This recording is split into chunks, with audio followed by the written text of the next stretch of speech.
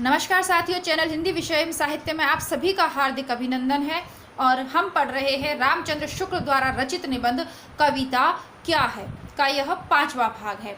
इससे पूर्व इसके 4 भाग हम पढ़ चुके हैं। उसके अंतर्गत हमने देखा कि कविता का सृष्टि प्रसार में क्या योगदान है, कविता से व्यवहार में किस प्रकार परिवर्तन लाया जा सकता है, कविता भावना पर आधारित होती है, कल्पना पर आधारित होती है, और कविता में क्या क्या मार्मिक तथ्य होते हैं। साथ ही साथ हमने यह भी जाना कि कविता का उद्देश्य केवल और केवल मनोरंजन या उपदेश देना ही नहीं हो सकता। कविता का उद्देश्य इससे कहीं अधिक विस्तृत है। कविता कोई भोग विलास की सामग्री नहीं है। इसी के साथ पद्माकर की जो पंक्तियां परीक्षा में पूछी गई थी, गुलगुली गिल है, गलीचा है, गुनीजन की माला है, वह भी मैंने आपको बताई कि कौन कौन सी पंक्तियां पूछी गई हैं। इसके साथ स्थापना एवं तर्क वाले प्रश्न में कौन सी पंक्तियां पूछी गई हैं वह भी मैंने आपको बताई, और गद्यांश में किस प्रकार आपसे ये निबंध पूछे जाते हैं वह भी मैंने आपको पिछली कक्षाओं में बता दिया। तो अभी तक यदि आपने पिछले 4 भाग नहीं देखे हो, आज पहली बार आप ये वीडियो देख रहे हैं, तो वो 4 भाग भी आप अवश्य ही देख लीजिए। चैनल को अभी तक सब्सक्राइब नहीं किया है तो कर लीजिए।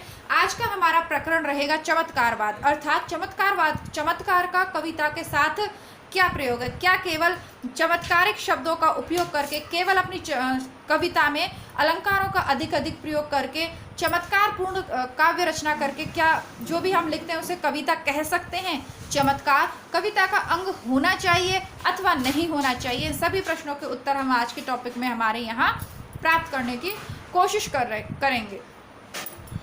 थोड़ा सा कठिन निबंध है, लेकिन ये बहुत ही उपयोगी है आपकी दोनों तीनों जो भी परीक्षाएं आप दे रहे हो, चाहे यूपीएससी, असिस्टेंट प्रोफेसर, नेट परीक्षा या एमए, सभी के लिए, क्योंकि इसमें से प्रश्न बार बार पूछे जाते हैं। पहले भी प्रश्न पूछे जाते रहे, पुराने पेपर देखेंगे तो देखेंगे कि स्थापना और तर्क वाले अधिकतर प्रश्न शुक्ल जी के निबंधों से ही पूछे गए, लेकिन पहले नहीं पता था क्योंकि सिलेबस क्लियर नहीं था। ये बस गद्य विधाएं, बस इतना ही था कि गद्य विधाएं पढ़नी है। लेकिन अब क्योंकि उन्हीं से प्रश्न पूछे जा रहे हैं, अब स्पष्ट कर दिया है कि कविता क्या है और श्रद्धा और भक्ति क्या है। इन निबंधों को पढ़ने के बाद ये जानकारी आसानी से हो जाती है कि स्थापना और तर्क वाले प्रश्न कहाँ से पूछे जा रहे हैं। तो पुराने पेपर भी सॉल्व करते रहिए। 2004 का पुराना पेपर मैंने कल परसों ही आपके लिए वापस से डाला ताकि आप लोग उसको देख सकें। साथ ही अन्य भी आगे भी आपके लिए पुराने पेपर, जितने भी पुराने पेपर हैं आपके चैनल पे उपलब्ध हैं। आपको बस प्लेलिस्ट में जाना है, चेक करना है, वहाँ से अपने देख लेने हैं। सिलेबस कल भी वही था, आज भी वही है, बस आज उसका स्पष्ट उल्लेख कर दिया गया, बाकी सिलेबस सेम ही है। हाँ, काव्य शास्त्र वाले 1-2 टॉपिक ऊपर नीचे हुए और कुछ व्याकरण का हिस्सा नया जुड़ा है, बाकी सेम ही सब्जेक्ट सिलेबस है आपका। अब ध्यान केंद्रित करते हैं आज के हमारे टॉपिक चमत्कारवाद पे। काव्य के संबंध में चमत्कार, शुक्ल जी कहते हैं काव्य के संबंध में चमत्कार, अनूठापन आदि शब्द बहुत दिनों से लाए जाते हैं। चमत्कार मनोरंजन की सामग्री है, इसमें संदेह नहीं, क्योंकि जादूगर क्या करता है, जादू, चमत्कार, कुछ अलग चीज दिखाता है ना, तो मनोरंजन होता है ना। इससे जो लोग मनोरंजन को ही काव्य का लक्ष्य समझते हैं, वे यदि कविता में चमत्कार ही ढूंढा करें तो कोई आश्चर्य की बात नहीं। पर जो लोग इससे ऊंचा और गंभीर लक्ष्य समझते हैं, वे चमत्कार मात्र को काव्य नहीं मान सकते। चमत्कार से हमारा अभिप्राय यहाँ प्रस्तुत वस्तु के अद्भुत या वैलक्षण्य से नहीं, जो अद्भुत रस के आलंबन में होता है। चमत्कार से हमारा तात्पर्य उक्ति के चमत्कार से, जिसके अंतर्गत वर्ण विन्यास की विशेषता, जैसे अनुप्रास में शब्दों की क्रीड़ा, जैसे श्लेष, यमक आदि में वाक्य की वक्रता, वचन भंगी में, जैसे काव्यार्थ उत्पत्ति, परिसंख्या, विरोधाभास, असंगति अलंकार आदि, तथा अप्रस्तुत वस्तुओं का अभूतपूर्व या अद्भुत या प्रस्तुत वस्तु के साथ उनका सादृश्य या संबंध की अनहोनी या दूराघड़ कल्पना, जैसे उत्प्रेक्षा, अतिशयोक्ति आदि में इत्यादि बातें आती हैं। जैसे बिहारी का वर्णन आप पढ़ोगे तो अतिशयोक्तिपूर्ण अलंकार हो जाता है कि मतलब कई बार तो ऐसा वर्णन लगता है कि यार ये तो सच तो हो नहीं सकता। तो ये सारी चीज़ें आती हैं चमत्कार के अंतर्गत। चमत्कार का प्रयोग भावुक कवि भी करते हैं, पर किसी भाव की अनुभूति को तीव्र करने के लिए। जिस रूप या जिस मात्रा में भाव की स्थिति है, उसी रूप और उसी मात्रा में उसकी व्यंजना के लिए प्राय कवियों की व्यंजना का कुछ असामान्य ढंग पकड़ना पड़ता है। वो कहते हैं चलो थोड़ा बहुत तो चलता है कि आप किसी भाव को दर्शाना है आपको, तो उसके लिए थोड़ा बहुत चमत्कारपूर्ण वर्णन चलता है, चमत्कार चलता है, ठीक है, चलेगा, कोई बात नहीं। लेकिन बातचीत में भी देखा जाता है कि कभी कभी हम किसी को मूर्ख ना कहकर बैल कह देते हैं। इसका मतलब यह है कि उसकी मूर्खता की जितनी गहरी भावना मन में है वह मूर्ख शब्द से नहीं व्यक्त होती। इसी बात को देखकर कुछ लोगों ने यह निश्चय किया कि यही चमत्कार या उक्ति वैचित्र्य ही काव्य का नित्य लक्षण है। इसी निश्चय के अनुसार कोई वाक्य चाहे वह कितना ही मर्म स्पर्शी हो, यदि उक्ति वैचित्र्य शून्य तो काव्य के अंतर्गत ना होगा, और कोई वाक्य जिसमें किसी भाव या मर्म विकार की व्यंजना कुछ भी ना हो पर उक्ति वैचित्र हो वह खासा काव्य कहा जाएगा। तो वो कह रहे हैं कि कुछ लोग ये सोच लेते हैं कि यदि आपके काव्य में कुछ मतलब अलग तरीके से आपने लिखा, उक्ति वैचित्र्य कहने में कुछ विचित्रता का आप प्रयोग करो तो ही काव्य कहा जाएगा, लेकिन ऐसा होता थोड़ी ना है। तो वो यही चीज समझा रहे, खासा काव्य कहा जाएगा, नहीं उसे आप काव्य कहोगे। उदाहरण के लिए पद्माकर का यह सीधा साधा वाक्य देख लीजिए, नैन नचाए कहे मुस्काए लला फिर आइयो खेलन होरी। अथवा मंडन का यह सवैया लीजिए, अली हो तो गई जमुना जल को सो कहा कहो वीर विपत्ति परी, गहराए के कारी घटा उनई इतने में गागर शीस धारी, रपटयो पग घाट चढ़्यो ना गयो, कभी मंडन है ने बिहाल गिरी, चिरजीवहु नंद को वारोरी गही वहां गरीब ने ठाड़ी करी। इसी प्रकार ठाकुर की यह अत्यंत स्वाभाविक वितर्क व्यंजना देखिए, वा निर्मोहनी रूप की राशि जो उर हेतु न ठान ही हैं, बारह वार विलोक घरी घरी सूरत तो पहचानती हैं, ठाकुरिया मन को प्रतीत है जो पे स्नेह न मानती हैं, आवत है नित मेरे लिए इतना तो विशेष ही जानती हैं। मंडन ने प्रेम गोपन को जो वचन कहलाए वे ऐसे ही हैं जैसे जल्दी में स्वभावतः मुंह से निकल पड़ते हैं, उनमें विदग्धता की अपेक्षा स्वाभाविकता कहीं अधिक छलक रही है। ठाकुर के सवैये में भी अपने प्रेम का परिचय देने के लिए आतुर नए प्रेमी के चित्त के वितर्क की बड़े सीधे साधे शब्दों में बिना किसी वैचित्र या लोकोक्त तरह चमत्कार की व्यंजना की गई है। क्या कोई सहृदय वैचित्र के अभाव के कारण कह सकता है कि इनमें काव्यत्य नहीं है? आपने जो तीनों पंक्तियां ऊपर पढ़ी उसके अर्थ तो आपको समझ में आ गए होंगे। एक में पद्माकर ने होली का वर्णन किया है, दूसरे में वो यही है कि वो कुएं पे जा रही है पानी लेने के लिए, अचानक उसका मतलब बिजली कट गई, अब मौसम खराब हुआ, उसने जल्दबाजी करी, कुएं पे चढ़ने की कोशिश की, पैर लिपट गया तो कृष्ण भगवान ने आके उसको बाहों को थाम लिया। ठीक है। तीसरे में जो नए प्रेमी है वो कह रहे हैं कि कुछ समझ में नहीं आ रहा, लेकिन इतना समझ में आता है कि वो जो प्रेमी है वो मुझे देखने के लिए नित्य आता है। तो क्या इनको आप चमत्कार नहीं कहोगे? इनमें तो कोई उक्ति वैचित्र्य नहीं है, सीधी सीधी बात कही गई है। तो यानी कि उक्ति वैचित्र्य ही यानी चमत्कार ही काव्य का मुख्य लक्षण नहीं है। हो सकता है आप अपनी वाक्य को अपनी बात को कहने के लिए उक्ति वैचित्रता का प्रयोग कविता में कर सकते हो, लेकिन केवल जिस कविता में करोगे वही कविता है और नहीं करोगे तो कविता नहीं, यह सत्य नहीं है। कुल मिला के इस पैराग्राफ का इतना सा ही अर्थ है अभी तक जो हमने पढ़ा। देखिए ये वाली जो पंक्ति है इसको आप लिख लीजिए, नैन नचाए कहीं मुस्काए लला फिर अयो खेलन होरी। इतनी बार परीक्षा में पूछी गई है यह पंक्ति कि रट गई है। ये पद्माकर की पंक्ति है और बार बार पूछी जा सकती है। हो सकता है अब की बार आपसे मंडन की पूछ ले, अथवा आपसे यह आगे वाली ठाकुर की वा निर्मोहनी रूप की राशि जो उर ठेरु हेतु न ठानती है ठाकुर है, ये कर लीजिए। ये पूछा गया है, इतना सा मुझे अच्छे से याद है। वा निर्मोहनी रूप की राशि पुराने किसी पेपर में पूछा हुआ है। देखिए मैंने आपको बहुत सिस्टमेटिक ढंग से पढ़ाना स्टार्ट किया, आपको पुराने पेपर पहले करवाए हैं, ठीक है। इतिहास आपको पूरा पहले करवाया है मैंने। नेट की सेकंड यूनिट पूरी कंप्लीट करवा चुकी हूँ मैं आपको पुस्तक के माध्यम से। पूरी पुस्तक अवेलेबल है। बार बार मेरे ये कहने पर कि आप उस पुस्तक को पढ़ लीजिए, आप लोग नहीं पढ़ रहे हो, ठीक है। तो अब देखिए इस पर मैं कुछ कर नहीं सकती हूँ। उसके बाद जब आप पेपर दे के आओगे तो शिकायत मुझसे आपकी नहीं होनी चाहिए। अब आपको ये इसके बाद मैं निबंध करवा रही हूँ ताकि आप इन चीज़ों को देख पाओ। ये वाला जो उदाहरण है, जैसे कि आपने ये जो उदाहरण देखा नैने नचाए कहियो मुस्कान, इसको उसमें भी हम पढ़ चुके हैं। जैसा कि मैंने आपको कहा कि वो पुस्तक है गागर में सागर की तरह, नगेंद्र और शुक्ल दोनों की किताबों से उदाहरण लेके उस पुस्तक में लिखे गए। एक तरीके से नोट्स का काम करेगी आपके लिए वह पुस्तक। पहली बार आप परीक्षा की तैयारी कर रहे हो ना, फिर तो आपको वो 100% पढ़ लेनी चाहिए। छोटी सी 20-20, 30-30 मिनट के वीडियो होंगे और उसमें एक टॉपिक क्लियर हो जाता है, बिल्कुल नोट्स के जैसे। तो वो पुस्तक अगर आपने पढ़ी है ना तो आपको ये निबंध भी अच्छे से समझ में आए होंगे, क्योंकि बहुत सी चीज़ें वहीं से, परिस्थितियाँ, हिंदी साहित्य का इतिहास तो कभी बदला नहीं है, वही है। और ये सब चीज़ें, ये सारे उदाहरण कहीं ना कहीं आपस में एक दूसरे से क्या बोलते हैं, कनेक्ट करते रहते हैं।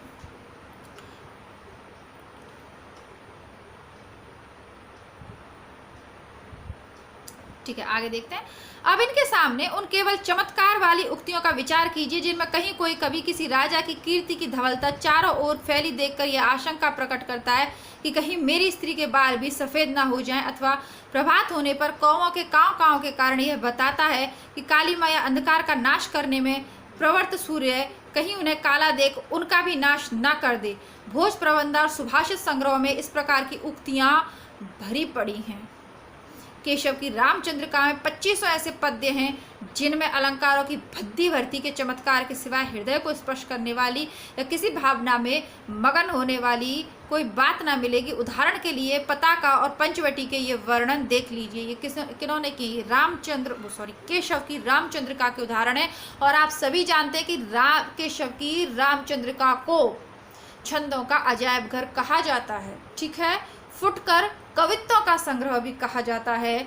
और रामचंद्र शुक्ल ने केशव को कठिन काव्य का प्रेत कहा है। और इसीलिए कहा गया है क्योंकि उनके वहाँ पे मन को आकृष्ट करने की तो चेष्टा ही नहीं है। काव्य में क्या है? केवल उक्तियाँ, केवल अलंकार, केवल वैचित्र्यपूर्ण उक्तियाँ, केवल अपनी पंडितत्व, अपना आचार्यत्व प्रदर्शित करने की भावना से काव्य को इतना कठिन बना दिया कि सामान्य व्यक्ति के तो वो समझ में भी नहीं आते हैं। ऐसे ऐसे शब्द लगा दिए उन्होंने। पताका का वर्णन देखिए।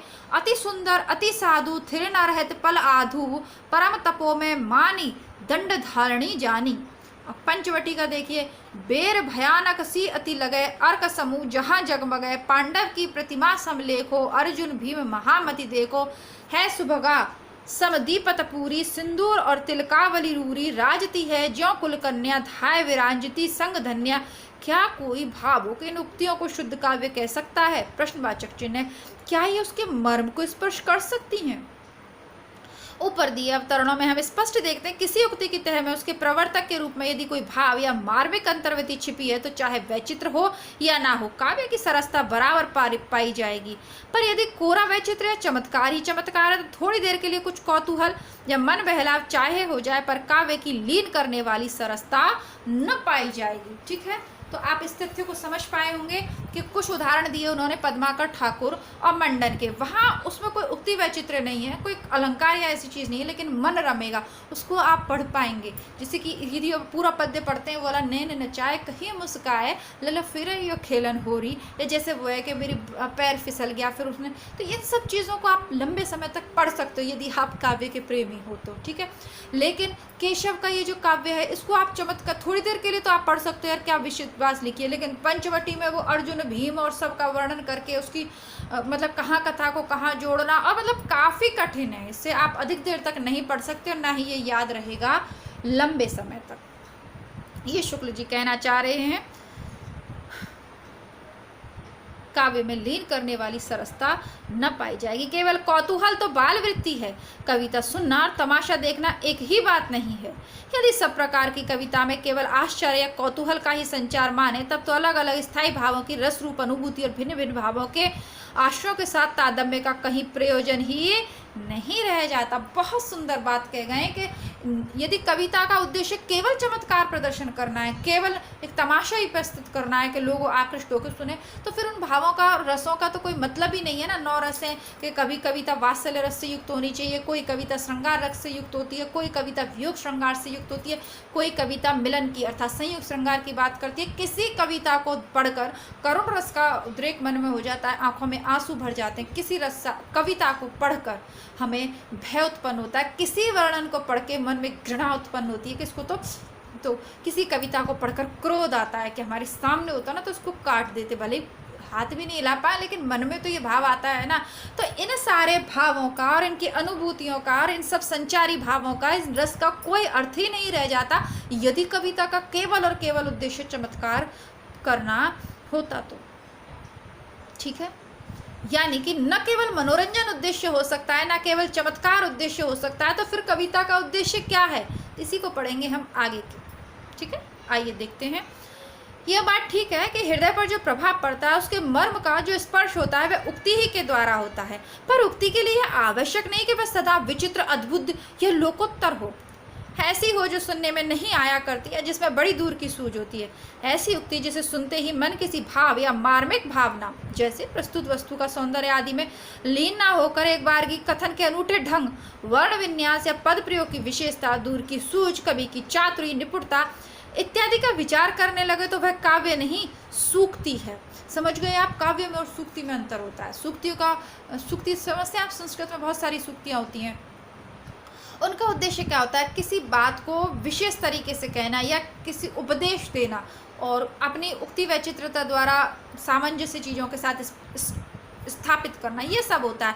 लेकिन काव्य का तो उद्देश्य क्या होता है? हृदय का प्रकृति के साथ सामंजस्य। इस बात को आप मन में बिठा लोगे ना कि काव्य का उद्देश्य क्या है। कविता का मानव हृदय का प्रकृति के रूप व्यापार, उसमें देखिए मनुष्यों के रूप व्यापार भी आती है। प्रकृति के जो भी उपादान है, नदी पर्वत ये सब भी आएंगे, सजीव चीज़ें भी आएंगी, निर्जीव भी आएंगी, मनुष्य भी आएगा, सब कुछ प्रकृति के अंदर आएगा। तो इनका सामंजस्य स्थापित करना, हृदय में रस आपके उत्पन्न हो जाए, तो ये सब उद्देश्य है कविता के। केवल उल्टी सीधी कुछ भी लिख देना कविता का उद्देश्य नहीं है। और अगर ये कहा जा रहा है तो वो सूक्ति है, काव्य नहीं है। बहुत ही सूक्ष्म विश्लेषण है कि आपको पद्य पढ़ते समय भी ये आपके को ये देख लेना चाहिए कि वो मात्र सूक्ति है, कथन है अथवा कविता। अगर आप इस निबंध को पढ़ रहे हो ना, तो वास्तव में आप ज्ञानी बन के ही निकलोगे, है ना। चलिए,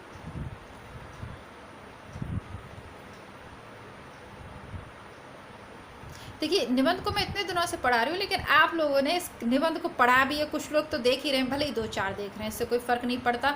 लेकिन कोई भी कमेंट नहीं करता इस निबंध से रिलेटेड कुछ भी। मुझे बड़ा आश्चर्य होता है कि आप लोगों को मैं इतना जोर दे के समझा रही हूँ, दुनिया भर के उदाहरण देती हूँ, इतना गले पे जोर दे के आपको पढ़ा दी, लेकिन कोई बात ही नहीं करते आप इस निबंध से रिलेटेड कि आपको समझ में आया या नहीं आया। जिसे मैंने बार बार कहा कि नेट वालों से स्थापना और तर्क के प्रश्न देखो, पर भाई कोई भी जाके प्लेलिस्ट में स्थापना और तर्क वाले प्रश्न नहीं देख रहा है ना। और फिर विभिन्न जगह जाकर स्थापना और तर्क वाले प्रश्न कैसे सॉल्व करें, आप बता दीजिए। अरे भाई, जब हम कह रहे हैं कि आप ये निबंध पढ़ लोगे ना एक ढंग से, इसी में से बहुत सारे निकल ही आएंगे आपके स्थापना पर। आप लोगों को शायद पढ़ने का तरीका अलग है, धीरे धीरे ही सही समझ में आ जाएंगे, है ना। अब दूसरों की गलती से कोई नहीं समझता, बल्कि बार बार ये कहा जाता है कि गलती करने की ज़रूरत नहीं है आपको, कि गलत रास्ते पे जाके आप सही पे, जो दूसरों ने गलती की है उससे भी सीख लीजिए आप। लेकिन नहीं भाई, आप तो स्वयं गलती करके ही सीखेंगे। बार बार कोई कमेंट ही नहीं होता आपको कि समझ में आ रहा है नहीं आ रहा, कुछ नहीं पता चलता आप लोगों का, है ना। बड़े अच्छे स्टूडेंट हो आप, जो चुपचाप मैं जो कुछ बोलती हूँ वो सब कुछ आप चुपचाप सुन लेते हो। कभी मुझसे तर्क नहीं करते कि मैडम आप गलत कह रहे हो, ये ऐसे नहीं ऐसे, कभी नहीं करते, है ना। तो यार ऐसे थोड़ी क्लास चलती है। क्लास तो ऐसे होती है कि मैं कुछ कहूँ, उधर से आप प्रश्न पूछें, तब एक अच्छी क्लास हो सकती है। इसका मतलब ये क्लासेस अभी अच्छी नहीं है, अभी मुझे और मेहनत करनी पड़ेगी। चलिए ठीक है, आगे बढ़ते हैं। बहुत से लोग काव्य और सूक्ति को एक ही समझा करते हैं, पर इन दोनों का भेद सदा ध्यान में रखना चाहिए। जो उक्ति हृदय में कोई भाव जागृत कर दे, उसे प्रस्तुत वस्तु या तथ्य की मार्मिक भावना में लीन कर दे, वह तो है काव्य। जो उक्ति केवल कथन के ढंग के अनूठेपन, रचना वैचित्र्य, चमत्कार, कवि के श्रम या निपुणता के विचार में ही प्रवृत्त करे, वह है सूक्ति। तो इस हिसाब से तो बिहारी की जो अधिकतर दोहे हैं वो सूक्ति ही हैं, काव्य उनको नहीं कह सकता। यदि किसी उक्ति में रसात्मकता और चमत्कार दोनों हो तो प्रधानता का विचारण करके सूक्ति या काव्य का निर्णय हो सकता है। जैसे कि बिहारी के जो दोहे हैं उनमें रसात्मकता भी बहुत है और चमत्कारपूर्ण वर्णन भी बहुत है, तो वहाँ आप विचार कर लीजिए। यदि किसी दोहे में चमत्कार का प्रदर्शन अधिक हो रहा है तो वह उक्ति है, और यदि उसमें रस का परिपाक ज़्यादा हो रहा है, रस आपके हृदय में उत्पन्न हो रहा है, श्रृंगार के वर्णन पढ़कर भी में आपके हृदय में रस उत्पन्न हो रहा है, नायिका का चित्र आ रहा है, सुंदर सुंदर कल्पनाएं आ रही हैं, और इससे ज़्यादा कुछ मैं नहीं कहूँगी, आप समझदार हैं। तो ये सब रस का परिपाक यदि आपके हृदय में हो रहा है तो फिर क्या है, वो काव्य है, वो उक्ति नहीं है ना। ऐसी बातें आते ही ना कितना मन खुश हो जाता है ना, प्रसन्न हो जाता है। प्रेम का तो नाम लेते ही मन प्रसन्न हो जाता है, और जिसके जीवन में प्रेम मिल रहा हो वो फिर सौभाग्यशाली व्यक्ति है इस पृथ्वी पे, जिसे प्रेम मिल रहा हो। तो उस प्रेम का आदर कीजिए। अब इस प्रसंग आ गया है निबंध में, तो मैं आप सभी से कहना चाहूँगी, क्योंकि मेरे चैनल पे जो स्टूडेंट है ना वो अधिक पूरे के पूरी जो ऑडियंस है अभी तक की, आज तक की तारीख में, हो सकता है आप इसको 1 महीने बाद देखें, लेकिन आज तक की तारीख में 18 से लेकर 34 आयु वर्ग तक के लोग अधिक हैं। 18 से मतलब कॉलेज गोइंग स्टूडेंट्स भी इस चैनल पे हैं, तो मैं आप लोगों से यही कहना चाहूँगी, देखिए प्रेम जो है ना, ये सिर्फ ये कहते हैं ना कि किसी को भी बोल देना इंग्लिश में 2-4 शब्द, ये प्रेम नहीं है। जब भी अगर आप किसी से कह रहे हो कि प्रेम करते हो तो फिर उससे करिए और उसकी इज्जत करिए। सबसे बड़ी बात ये, आप उसकी इज्जत करिए, उसके निर्णयों की इज्जत कीजिए ना। उसमें कहीं भी ओछापन, छिचलापन, ये सब प्रेम नहीं है। ये सिर्फ एक आकर्षण है जो एक समय के बाद ख़त्म हो जाएगा। हो सकता है आपकी ज़िंदगी को कष्ट में बना दे और हो सकता है आपकी ज़िंदगी को दिशा दे दे, सुंदर दिशा दे दे, और आप दोनों ही मिलके प्रगति के पथ पे चलो। और जब आप अपने लिए सिर्फ सोच रहे हो ना, स्वार्थी स्वार्थ के मेरे को सुख मिले, और किसी को बेवकूफ़ बना रहे हो, धोखा दे रहे हो, तो उस व्यक्ति को नहीं पता कि आप उसे धोखा दे रहे हो। मैं यहाँ पे लड़का या लड़की की बात नहीं कर रही हूँ, ठीक है, मेरे दोनों ही विद्यार्थी हैं और मैं दोनों से ही बात कर रही हूँ। ये आप सोच रहे हो कि यार मैं उसको बेवकूफ़ बना रहा हूँ, और आप जिस उम्र में हो ना, वहाँ पे आपको भगवान की समझ हो सकती है, ना ही आपको इन चीज़ों की, लेकिन एक उम्र पे जाके आपके साथ पता है क्या होगा, आप उसको तो धोखा देने में सफल हो जाओगे, ठीक है, हो जाओगे, उसको बेवकूफ़ बना लोगे, लेकिन उसकी ज़िंदगी दोबारा प्रेम से कोई ना कोई भर ही देगा, और आपकी ज़िंदगी को दोबारा कोई चतुर ऐसा मिलेगा जो धोखे से भर देगा।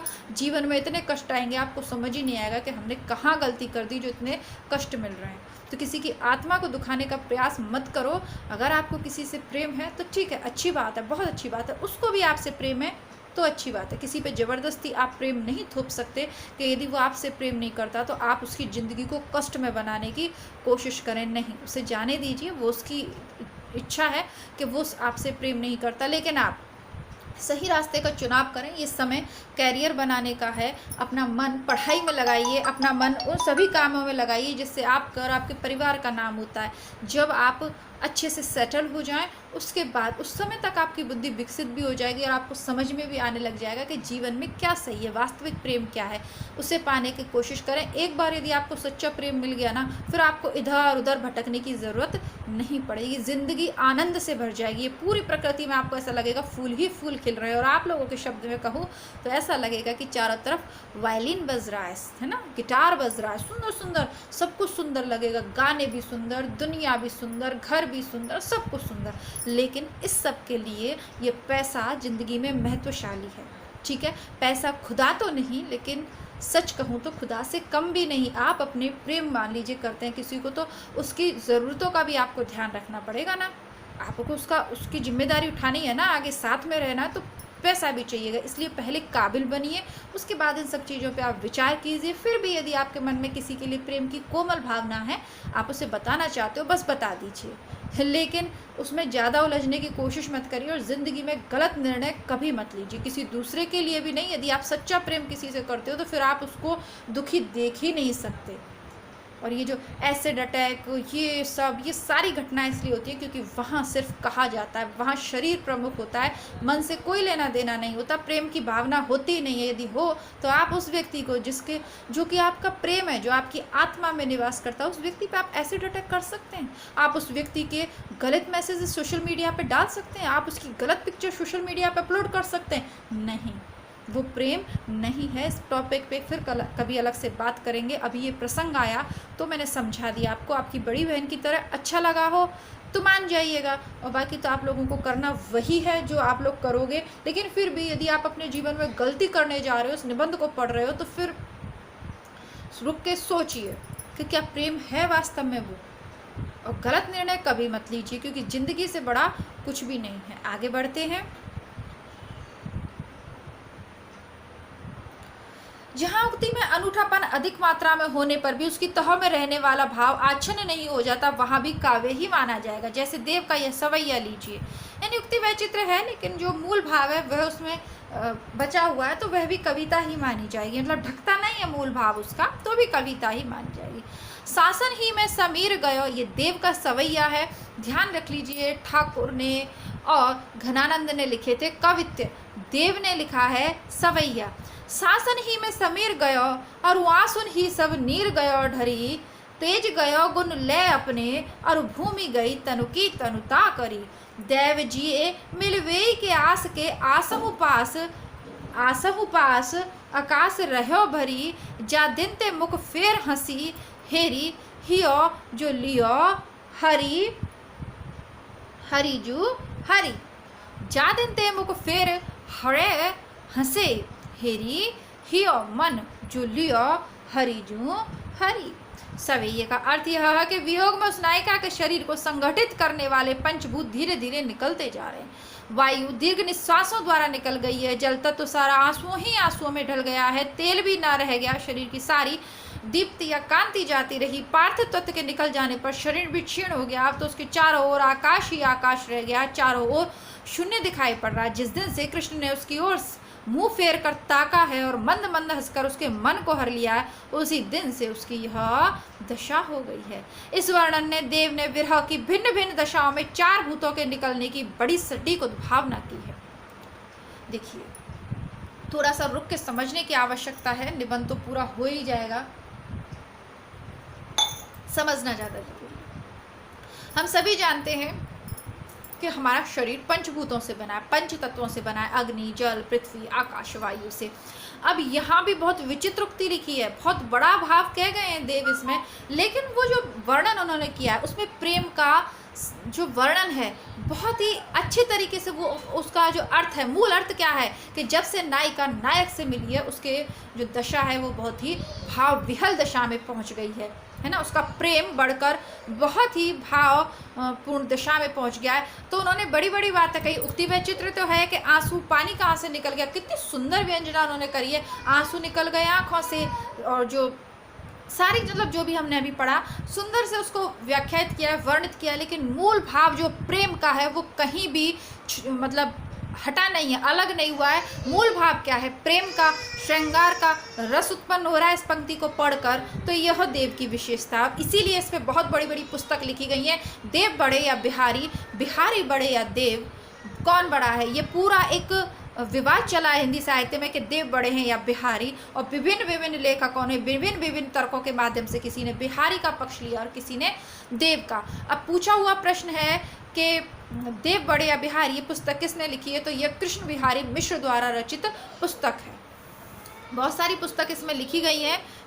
तो पुराने पेपर में पूछा हुआ है, अभी मैं आपको करवाऊंगी, वहाँ पे पुराने पेपर और स्पष्ट कर दूंगी, लेकिन याद रखिए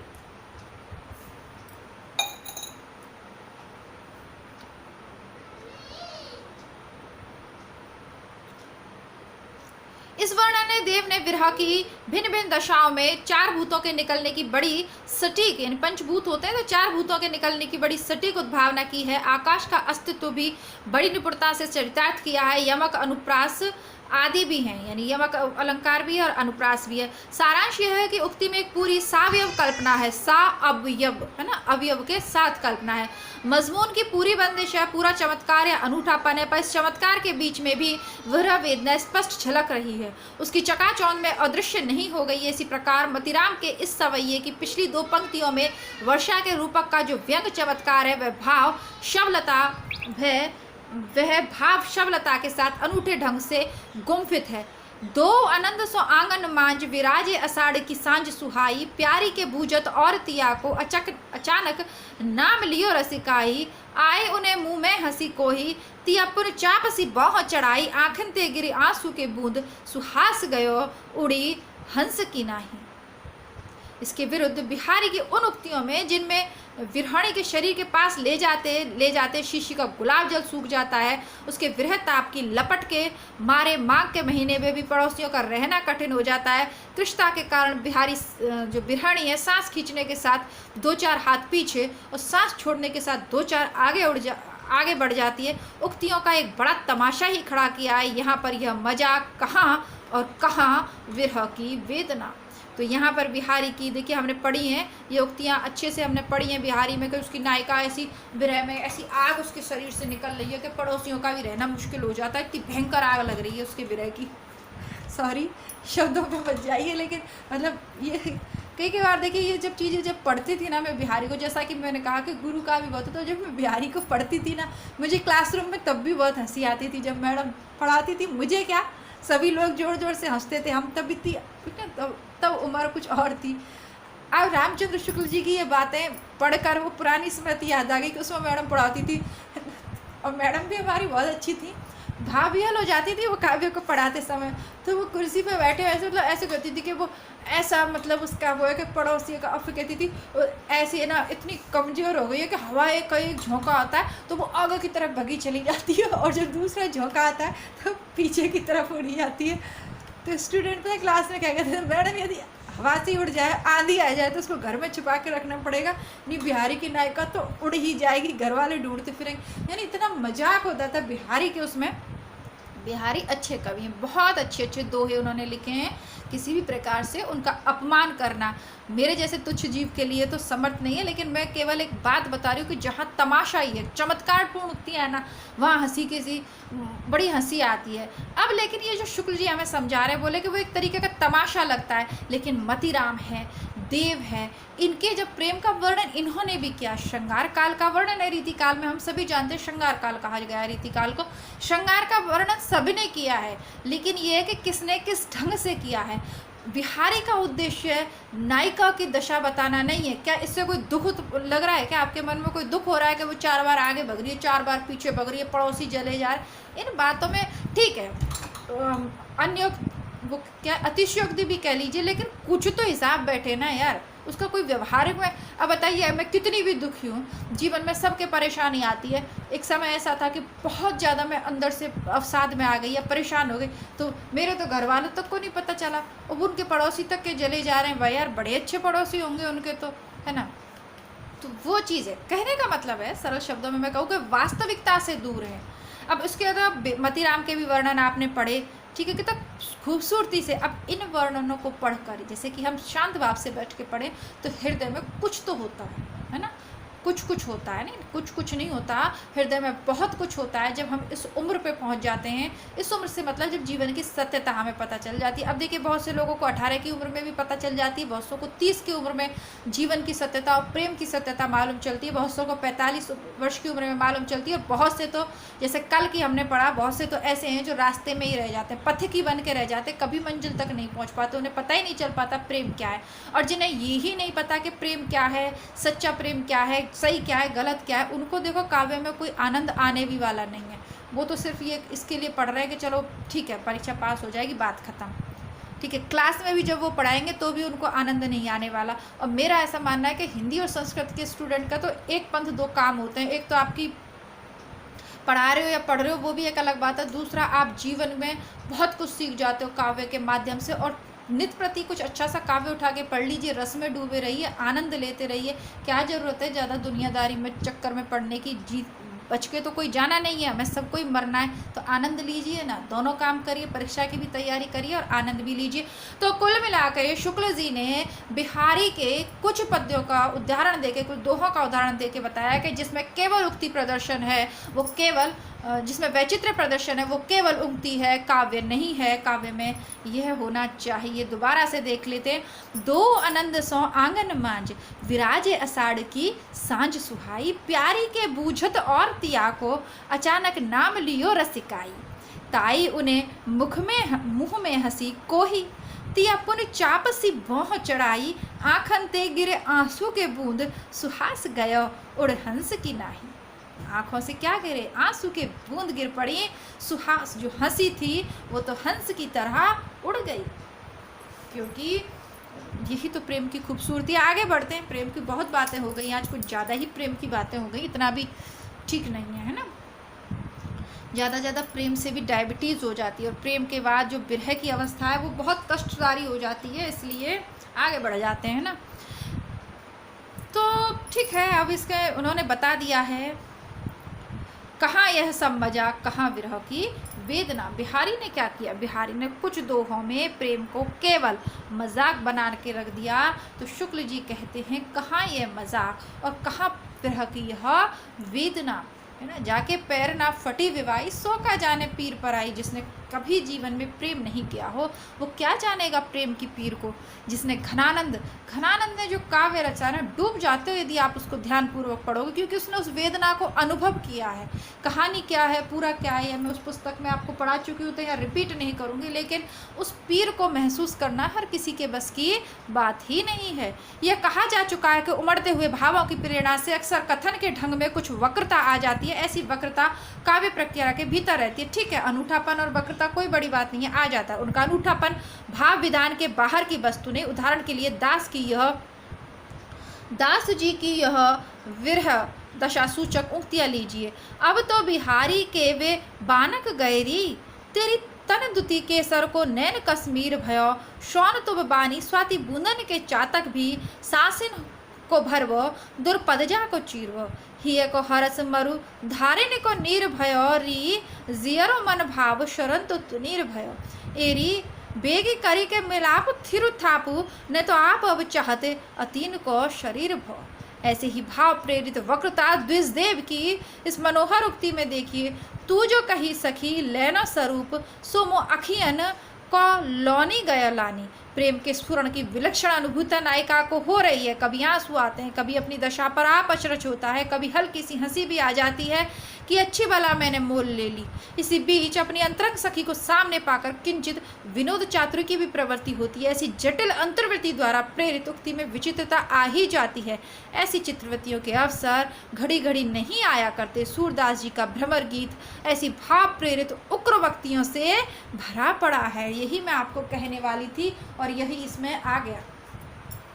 सूरदास जी ने भ्रमर गीत में बहुत उक्तियों का प्रयोग किया है। उनकी नायिका, उनकी जो गोपियां हैं, जब उद्धव से तर्क करती हैं तो बहुत सुंदर सुंदर उक्तियों का, विचित्रता का वर्णन वहाँ पे भी है, विचित्र विचित्र उदाहरण देती हैं, लेकिन मूल भाव वहाँ पर वही का वही है। उनका वियोग की जो दशा है, जो आप उनका प्रेम है, प्रत्येक दोहा पढ़ लीजिए, प्रेम ही प्रेम आपको दिखेगा। उक्ति के ऐसे ऐसी उक्तियों का कि आपको वो रट जाते हैं।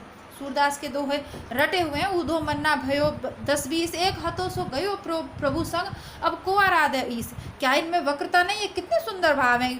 कितने, जो उद्धव कहते हैं कि मन को उसमें लगा, तो सीधे सीधे कह देती हैं कि हमारे पास तो एक ही मन था, वो कृष्ण के साथ चला गया। अब तुम बताओ, 10-20 तो है नहीं कि जो उसको अब किसी दूसरे में लगा दें। तो उक्तियों के माध्यम से उद्धव जैसे ज्ञानी व्यक्ति को भी पराजित कर देती है गाँव की भोली भालन ग्वालिने। ठीक है, तो वो चलता है काव्य में, वो काव्य का अंग है। लेकिन केवल तमाशा खड़ा करना ही काव्य का अंग नहीं है। आपको बात समझ में आ रही है ना? और आ रही हो तो कमेंट बॉक्स में जरूर लिख दीजिएगा, नहीं आ रही हो तो फिर कोई बात नहीं है। उक्ति की वहीं तक की वचन भंगी या वक्रता के संबंध में हमसे कुंत जी का वक्रोक्ति काव्य जीवितम मानते बनता है, जहाँ तक कि वे भावानुमोदित हो या किसी मार्मिक अंतर व्यक्ति से संबंधित हो, उसके आगे नहीं। जैसे कि साहित्य शास्त्र के अंतर्गत कुंतक ने कहा है वक्रोक्ति काव्य जीवितम, यानी हर आचार्य ने काव्य के अपने अपने गुण माने। कुंतक ने कहा है कि वक्रोक्ति ही काव्य का जीव है, मतलब मूल है उसका, और उसी से काव्य जीवित रहता है। वो कहते हैं कि वहाँ तक, तो शुक्ल जी कहते हैं, हम वहाँ तक मान लेते हैं जहाँ से वक्रोक्ति से कोई भाव उदित हो रहा हो, उक्ति के द्वारा किसी भाव का अनुमोदन हो रहा है या कोई मार्मिक अंतर्वृत्ति उसे दिखाई दे रही हो, तब तक तो ठीक है, उसके आगे नहीं। यानी केवल और केवल उक्ति वैचित्र प्रदर्शन करना, तमाशा खड़ा करना काव्य नहीं हो सकता। यदि आपके किसी भाव को व्यक्त करने के लिए आप वक्रता का सहारा ले रहे हो, उक्ति वैचित्र का सहारा ले रहे हो, तो ठीक है, कोई बात नहीं। कुंतक जी की वक्रता बहुत व्यापक है, जिसके अंतर्गत वे वाक्य वैचित्र की वक्रता और वस्तु वैचित्र की वक्रता दोनों को लेते हैं। सालंकृत वक्रता के चमत्कार में ही वे काव्यत्व मानते हैं। यूरोप में भी आजकल क्रॉचे के प्रभाव से एक प्रकार के वक्रोक्तिवाद जोर पर है। क्रॉचे को भी आपने पढ़ा है। विलायती वक्रोक्तिवाद लक्षण प्रधान है। लाक्षणिक चपलता और प्रगल्भता में ही, उक्ति के अनूठे स्वरूप में ही बहुत से लोग यहाँ कविता मानने लगे हैं। उक्ति ही काव्य होती है, ये तो सिद्ध बात है। हमारे यहाँ भी व्यंजक वाक्य ही काव्य माना जाता है, पर प्रश्न यह है कि कैसी उक्ति, किस प्रकार की व्यंजना करने वाला वाक्य। वक्रोक्तिवादी कहेंगे कि ऐसी उक्ति जिसमें कुछ वैचित्र या चमत्कार हो, व्यंजना हो, चाहे जिसकी हो, पर किसी बात को ठीक बात ना भी हो। पर जैसा कि हम कह चुके हैं, मनोरंजन मात्र काव्य का उद्देश्य न मानने वाले उनकी इस बात का समर्थन करने में असमर्थ होंगे। वे किसी लक्षण में उसकी प्रयोजन अवश्य ढूंढेंगे। ठीक है, अब जो लोग मनोरंजन मानते हैं कविता का उद्देश्य, वो तो कुछ भी मान सकते हैं, लेकिन ऐसे लोग जिनके लिए कविता केवल मनोरंजन की बात नहीं है, वो उस बात का समर्थन नहीं कर सकेंगे कि केवल और केवल उल्टी सीधी या विचित्रपूर्ण या चमत्कारपूर्ण उक्ति हो तो उसे आप काव्य मान लोगे, तो वो नहीं मानेंगे। किसी लक्षण में उसका प्रयोजन अवश्य ढूंढेंगे। कविता की भाषा, अब हमने चमत्कारवाद पूरा पढ़ लिया कि चमत्कार के अंतर्गत क्या क्या चीज़ें हैं। अब कविता की भाषा तो उसको कल की कक्षा में पढ़ लेंगे, क्योंकि आज की कक्षा आपकी हो गई 30 मिनट के करीब। ठीक है, थोड़ी सी ऊपर भी हो सकती है। आज के लिए इतना ही। निबंध आपको अच्छा लगा हो तो इसको आप लाइक कर सकते हैं, मुझे कमेंट कर सकते हैं। इसके अलावा यदि नेट परीक्षा के अलावा किसी परीक्षा की आप तैयारी कर रहे हो तो प्लीज़ मुझे बताइएगा। असिस्टेंट प्रोफेसर की आप किस स्टेट से तैयारी कर रहे हैं तो वो भी मुझे बताइएगा, ताकि सिलेबस मैं देख लूँ और आगे क्या पढ़ाना है तो उसकी प्रक्रिया आगे बढ़ाएँ। साथ ही साथ चैनल को सब्सक्राइब करना ना भूलिएगा। अधिक से अधिक इन लोगों को, वीडियोस को लोगों तक शेयर कीजिए, क्योंकि मेरा नया चैनल है, मुझे आपके प्यार की, आपके सपोर्ट की और आपकी सहायता की बहुत आवश्यकता है। इसे कहने में मुझे कोई भी परेशानी नहीं हो रही है आपसे। देखिए, आप लोग सहयोग करोगे तो ही चैनल चल पड़ेगा, लेकिन उसके अलावा तो चैनल बंद अपने आप ही हो जाते हैं जब चलते नहीं हैं, तो कोई उपाय ही नहीं होता ना, क्योंकि ये यूट्यूब है। क्लास में जाके मैं पढ़ा सकती हूँ स्टूडेंट को, अच्छी बात है, और लेकिन आप और घर पे भी मैं कितनी भी बुक पढ़ लूँ वो सब अलग बात है। लेकिन यूट्यूब चैनल चलाने के लिए आप सभी लोगों का सहयोग बहुत ही अपेक्षित है। तो प्लीज़ सबके साथ अधिक से अधिक इन वीडियोस को शेयर कीजिए। चाहे बीए के स्टूडेंट हो, एमए के स्टूडेंट हो, किसी भी प्रतियोगी परीक्षा की हिंदी विषय से आप तैयारी कर रहे हो तो ये चैनल आपके लिए है। कमेंट बॉक्स में अपनी समस्या ज़रूर लिखें, अपने स्टेट का नाम भी लिख दें कि आप वहाँ से अगर ये दे रहे हों। जैसे छत्तीसगढ़ का सिलेबस मैंने देख लिया है, वहाँ से एक स्टूडेंट का मुझे आया, क्योंकि अभी नया चैनल है जैसा कि मैंने कहा, तो आप लोगों के सुझाव मेरे लिए बहुत ही मायने रखते हैं। सहयोग बनाए रखिए, सुझाव देते रहिए। तब तक मिलते हैं कल की कक्षा में, तब तक के लिए नमस्कार, धन्यवाद, जय हिंद।